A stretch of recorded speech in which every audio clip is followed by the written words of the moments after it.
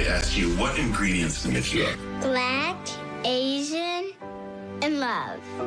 And a llama and a corgi. From the mouths of babes comes a new documentary from Bay Area-based filmmaker Kamau Bell. The film, 1000% Me, Growing Up Mixed, debuts today on HBO and HBO Max.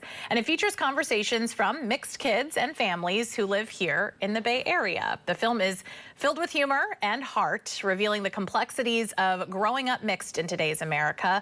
Even in a diverse place like the Bay Area, it can be a little complicated. Joining me now is director Kamau Bell.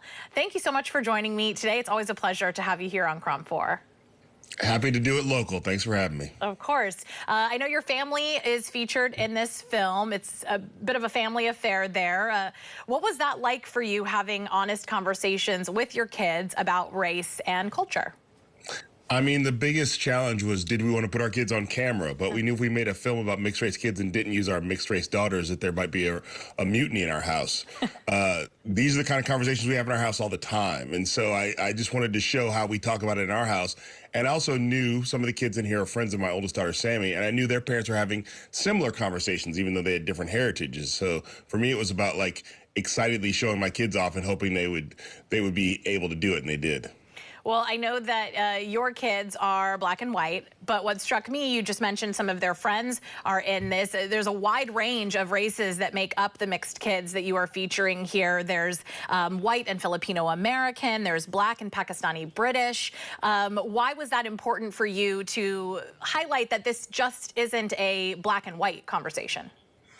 I mean, I think a lot of times in America, less and less, luckily, we sort of reduce race and race relations and racism to black and white. But we live in the Bay Area, as you know. It's a lot more complex than that, a lot more layered than that. And so it was always about trying to have as many different types of mixes as possible. While we're not going to cover all of them, it's not all inclusive. But luckily in the Bay Area, there's a lot of mixed kids out here. So it was a way to sort of show that, like, while their cultures may be different, their heritage may be different, there are a lot of commonalities between mixed folks. Yeah, a lot of the same conversations, just in a bit of different context sometimes. I know you've been doing this work for a really long time. I love your show, United Shades of America.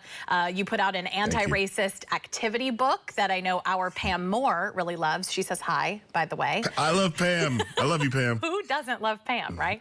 I feel like you could choose to put your talents towards any topic, right? You're a comedian, you're a producer, director. What is it that drives you to continue highlighting race in America in your different projects?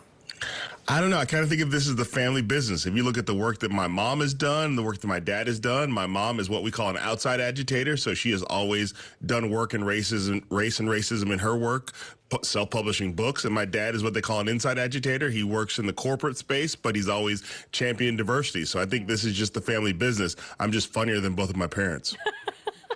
Well, and there's some funny moments, you know, and just the different clips that I've seen. That little girl, even that I just aired her clip where she talks about, you know, how she identifies and she says, you know, a llama and a corgi. You know, how fun was that working with kids and trying to, you know, get them to be themselves on camera?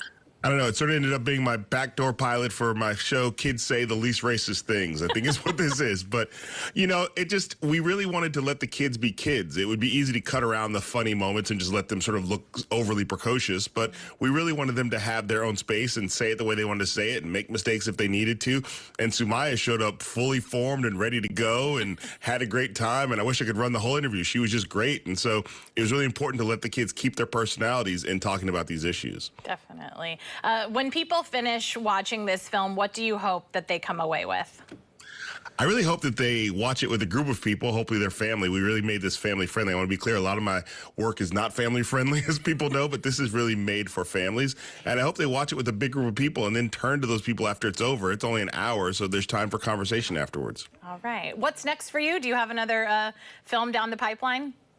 You know, I got 3 kids who like to eat every day, so I'm always working on stuff. But I'm working, actually, me and Kate Schatz, another Bay Area resident, is working on a sequel to our book, our anti-racist activity book. But this one is for kids. The difference is the adult book involves shame. The kid book doesn't involve shame. It's not their faults.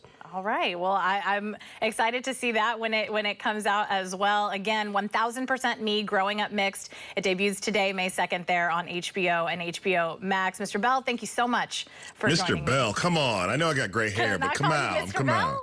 No, come on. All right, Come on. We know each other. All right, We're all people. right. We are. We're Bay Area people, that's for Yeah. sure. Thank you so much for joining me. Thank you. All right, we want to get you a check of your